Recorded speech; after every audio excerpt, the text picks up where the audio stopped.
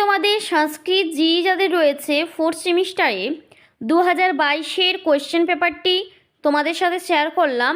তার আগে জানাবো, কবিতা পাল বলে একজন আমাকে কমেন্ট করেছিলে, যার কমেন্টের রিকোয়েস্টে আমি এই ভিডিওটা বানালাম। তোমাদের যদি ভালো লেগে থাকে এই যে ভিডিওটা, তাহলে অবশ্যই বন্ধুদের সাথে শেয়ার করবে।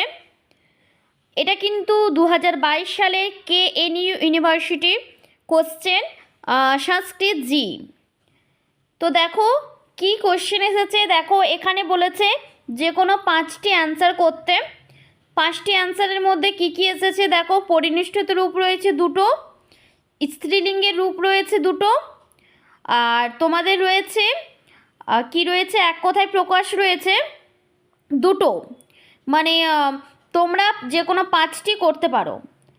তারপরে দেখো যেটি রয়েছে সেটি হচ্ছে পার্থক্য নির্ণয় করতে বলেছে।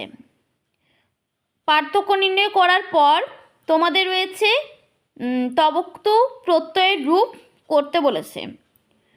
এগুলো হয়ে গেল 1 নম্বরের প্রশ্ন। 2 নম্বরের প্রশ্ন দিয়েছে সন প্রত্যয়ের রূপ লিখতে বলেছে। সন প্রত্যয় এছাড়া রয়েছে তোমাদের আরও। এই 2 নম্বরেরগুলো কিন্তু যে কোনো 5টাই করবে। 1 নম্বরের ক্ষেত্রেও যে কোনো 5টি করতে হবে, আর 2 নম্বরের ক্ষেত্রেও কিন্তু যে কোনো 5টি করতে হবে। অনেকগুলো অপশান থাকবে, অপশান তো অনেক আছে। তোমরা মাঝে মাঝে আমাকে কোনো পড়ার বিষয়ে জানার থাকলে অবশ্যই কমেন্ট করবে, তাহলে আমিও উৎসাহী হই এই বিষয়ে ভিডিও দেওয়ার। দেখো তারপরে রয়েছে জং প্রত্যয়ের রূপ।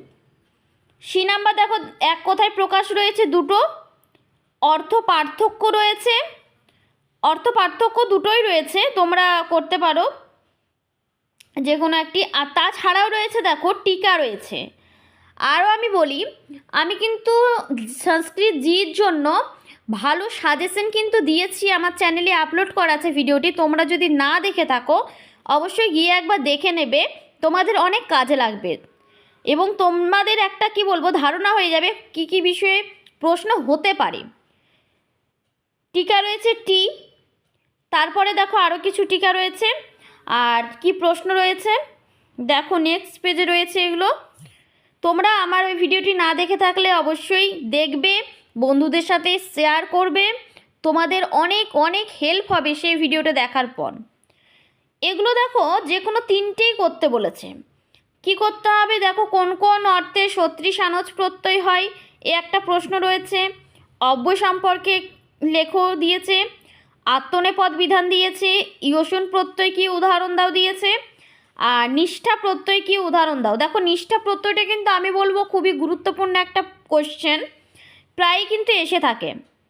তো আজ প্রত্যয় কি উদাহরণ দাও। আর তোমরা যদি আমার ওই সাজেশনের ভিডিওটা দেখো না, তাহলে আরও সহজ হয়ে যাবে যে কীরকম মানে কোশ্চেন আসতে পারে। তারপরে দেখো 4 নম্বরে যেটা রয়েছে সেটা কিন্তু যে কোনো একটাই করতে হবে।